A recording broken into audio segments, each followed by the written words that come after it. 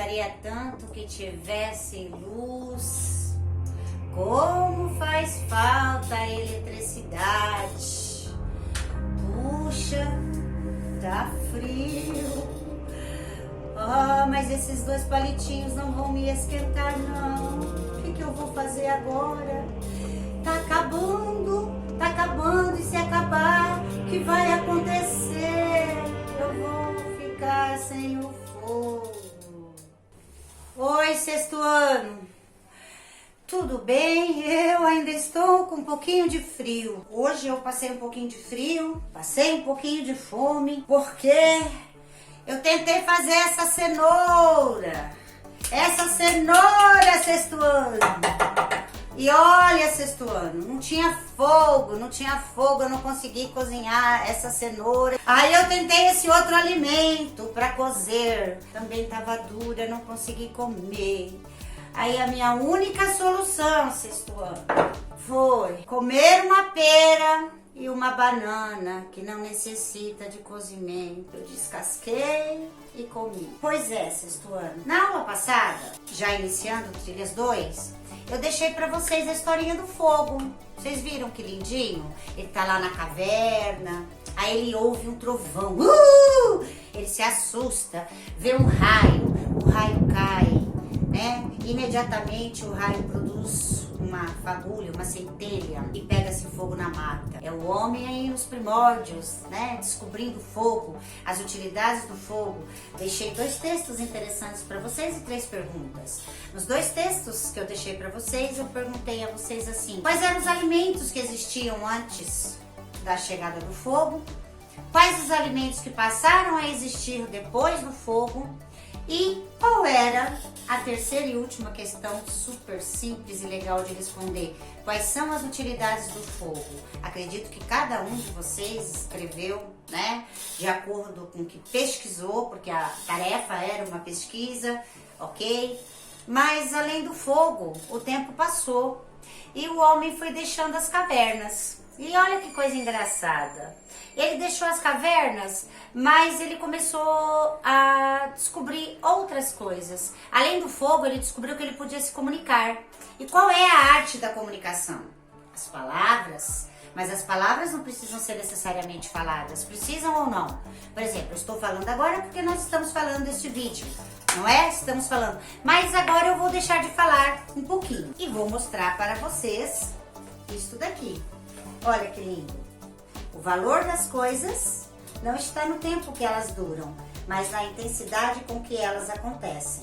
Por isso existem momentos inesquecíveis, coisas inexplicáveis e pessoas incomparáveis. Mas e se eu não tivesse lido? Vocês teriam entendido? Com certeza. Por quê? Porque está escrito. O homem descobriu a arte do escrever, a arte do deixar. E essa arte ela é tão milenar quanto a nossa pessoa. Uma das primeiras formas, né, de escrever que o homem começou, vocês já viram isso também comigo, né? Eu deixei no Trilhas 1, falei um pouquinho da invenção da escrita, por que o homem necessitou da escrita, a invenção dos números, mas por que o homem precisou escrever? Então, o Trilhas ele traz um pouquinho sobre a arte rupestre. O que é a arte rupestre? Foram as inscrições, as primeiras formas de escrever em rochas, em paredes, em cavernas, que foram encontradas, tá? Foi denominado, ou seja, foi chamada de arte rupestre, através dessas escritas, desses desenhos, que principalmente eram desenhos, tá? Os historiadores conseguiram chegar a muitas informações, principalmente como eles caçavam, como eles viviam, como era a religiosidade dessas pessoas, o medo, a caça, né?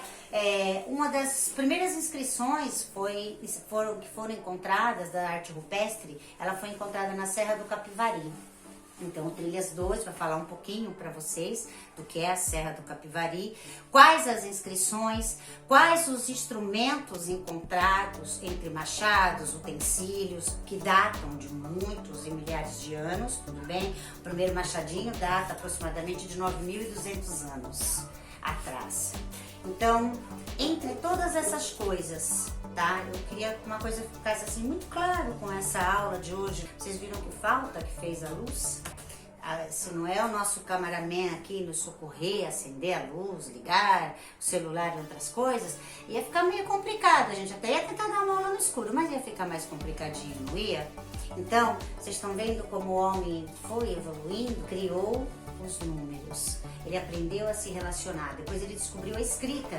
Ele viu que ele precisava catalogar aquilo que ele utilizava no dia a dia, fosse para contar, fosse para escrever. Depois eu tenho mostrado ao longo dessas últimas aulas como é importante as criações tecnológicas do homem.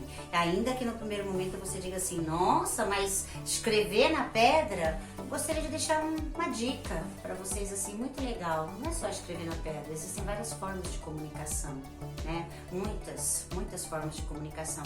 E uma coisa que vai ficar bem clara, essa forma de se comunicar, de escrever do homem, ela foi se modificando? Com certeza, a arte deixou de ser rupestre, mais tarde ela vai passar para o papel, nós teremos lá no Egito a criação do papiro, entre outras formas de escrita. A escrita ela vai sendo desenvolvida através da sociedade.